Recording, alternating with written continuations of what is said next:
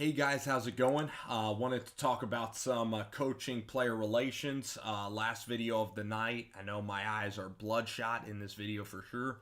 I wanted to talk about the Tennessee offensive coordinator job. Tyson Helton leaves to go to Western Kentucky. He is now going to be the Hilltoppers head football coach.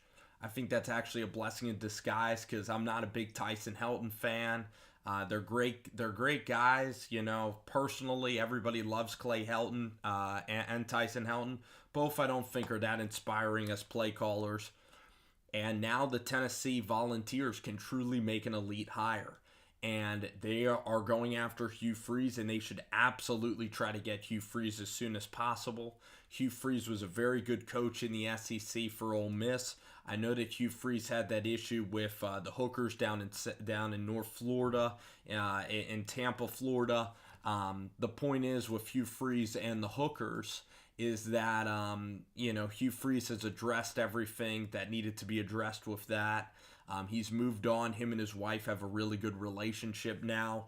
And the fact is with Hugh Freeze and that Barney guy that was paying off all the recruits is that, Hugh Freeze should have been more diligent in his role with, dealing with the boosters at Ole Miss. And the problem is if you push away the boosters at Ole Miss, then you are in jeopardy of pissing off your president, your athletic director, and the people that actually pay for your program anyway, or your program to be run.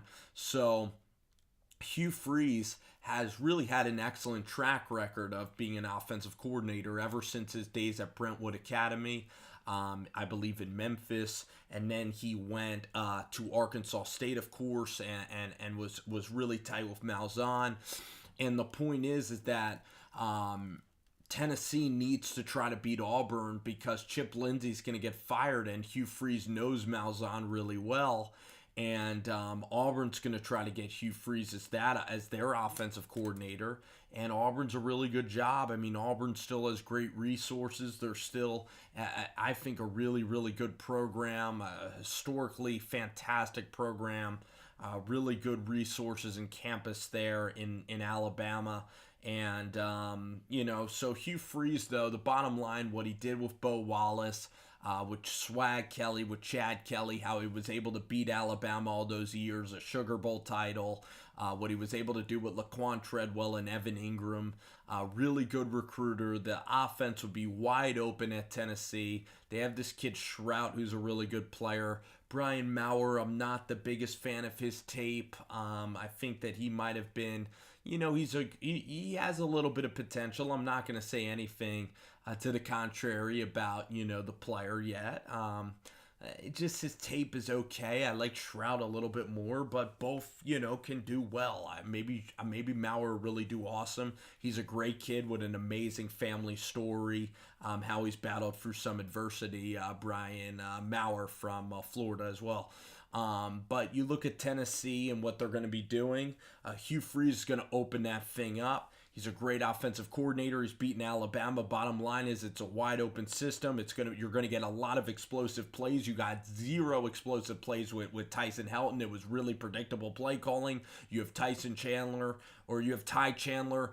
You have Tim Jordan, really good running backs, and then you had Callaway and Jawan Jennings and all these players, and you couldn't even really utilize them. You have Jarrett G coming back for another year. You could run some read option. You could try to get in a really mobile quarterback. Players are going to want to play for Hugh Freeze. It's the really logical choice. Freddie Kitchens is not leaving Cleveland. It's got to be Hugh Freeze. You got to make that right now. And Greg Sankey should let Hugh Freeze back in the SEC because he's a really good person. He's owned up to his mistakes. He deserves to be a coordinator. He's not even being a head coach in the SEC, okay? Greg Sankey needs to let Hugh Freeze back in SEC. He's an honorable, great person, okay, that people love. And he made a mistake, and his family is fine now.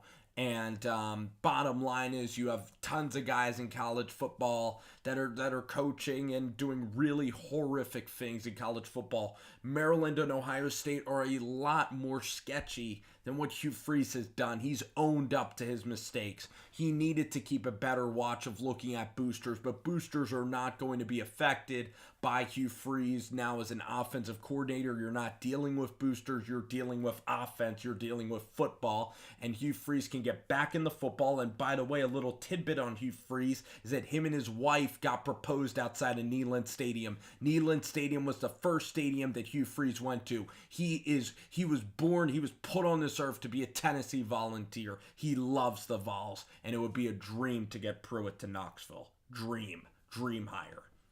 Next thing I want to say is the Texas Tech coaching job. If I'm Texas Tech, it's Neal Brown. Brent Venables turned it down. Kirby Holcutt knows Brent Venables from their time at Kansas State together. Venables didn't work out. Time for an offensive mind. Neal Brown is not completely an aerial raid guy. His offenses, he was a Texas Tech offensive coordinator. He's a tremendous personality. Brilliant, gets along with his players really well. Troy was a really awesome program.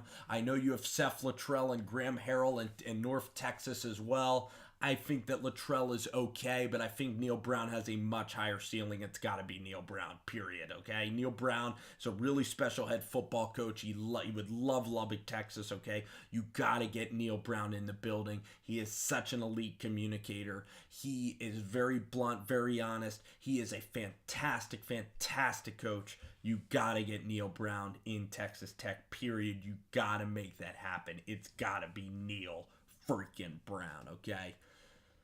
It's gotta.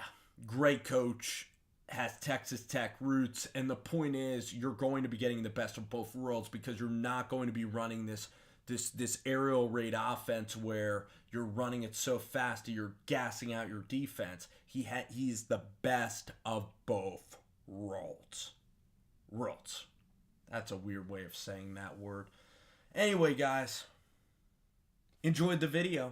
College football. Get into it, love it, live it, enjoy it.